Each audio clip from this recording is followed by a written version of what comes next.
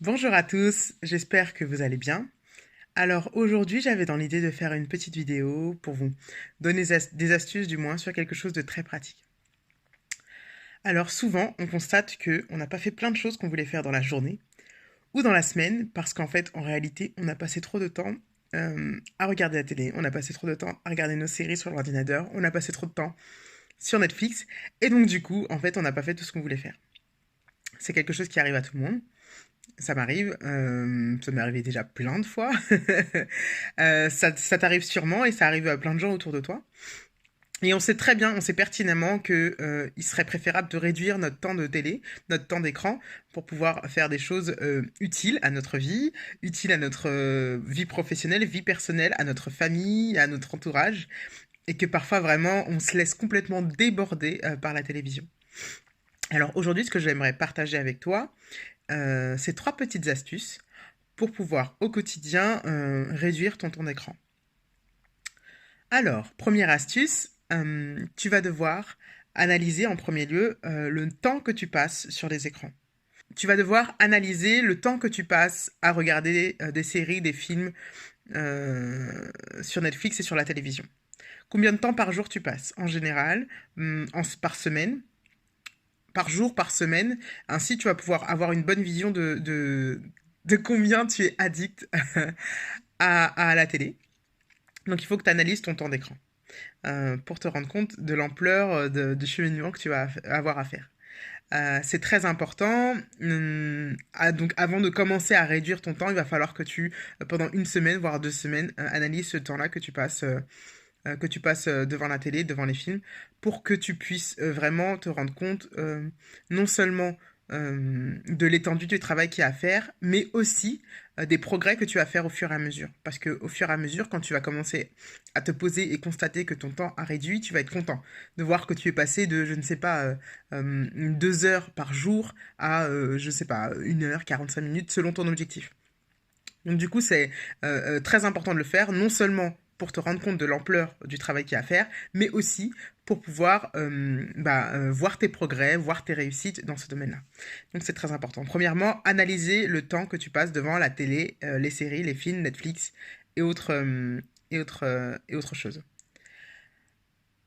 Deuxième astuce, tu vas devoir te faire une petite liste. Alors moi j'adore les listes, je fonctionne qu'avec ça, je sais qu'il n'y a pas tout le monde qui fonctionne avec les listes, mais celle-là est très importante. Tu vas devoir te faire une liste de tous les avantages que tu trouves à réduire ton temps de télévision, ou de série ou de film. Tu vas devoir te faire une liste de toutes les choses que tu pourrais faire, ou que tu devrais faire, ou que tu aurais dû faire à la place de regarder la télévision ou Netflix. Euh, Cette liste-là est importante dans un premier temps pour pouvoir te rebooster quand tu vas avoir des moments de faiblesse. Quand dans ton challenge, tu vas commencer et que tu vas commencer à réduire ton temps et qu'au final, un jour, tu vas avoir un pic où tu vas regarder la télé pendant des heures, voire toute la journée, il va falloir que tu te remotives. Et donc, pour te remotiver, cette liste sera importante, donc il est important de la faire dès le départ. Donc voilà. Donc première astuce, analyser ton temps de télévision, de visionnage de films, de séries. Deuxième astuce, faire une liste de tous les avantages, de toutes les choses que tu pourrais et que tu devrais faire à la place de regarder la télé.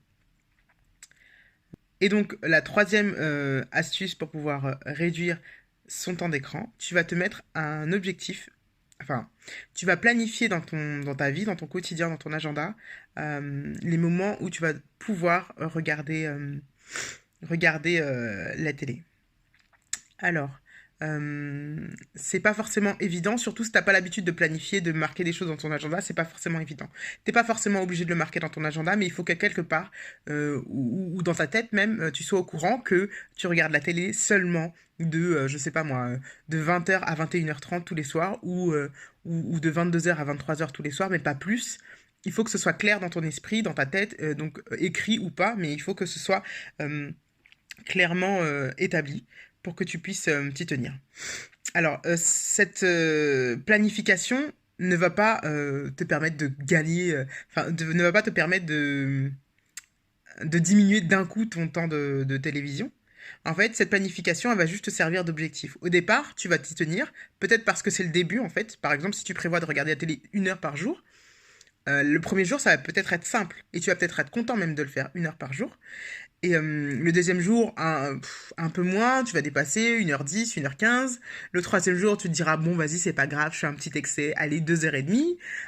Enfin voilà, des choses comme ça. Le tout, c'est d'avoir cette chose-là marquée quelque part ou établie dans ta tête.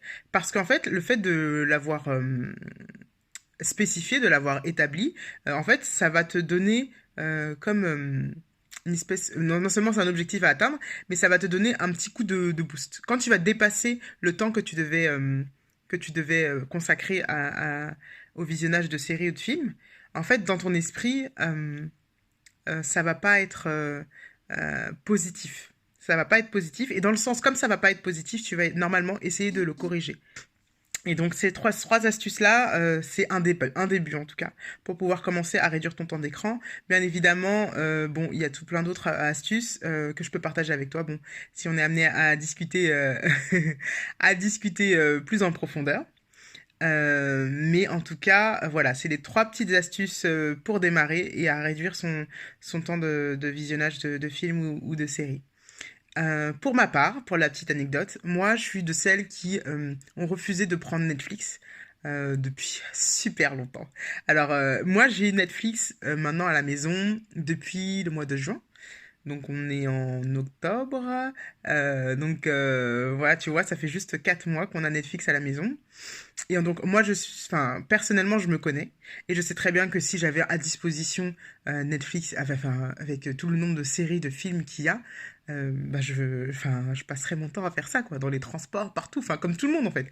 Et en fait je vois très bien le nombre de temps que les gens passent dessus et je pense que c'est une perte de temps. Et donc du coup pour pouvoir me canaliser sur ça, je me suis limitée. C'est-à-dire que moi Netflix, je regarde que des films pour l'instant, en tout cas. Je ne sais pas si ça évoluera, si j'arriverai à m'y tenir, mais pour l'instant, je ne regarde que des films et je ne regarde pas de séries parce que, voilà, je me connais. Je sais que si je commence une série et que je la trouve super, je voudrais regarder tout le temps.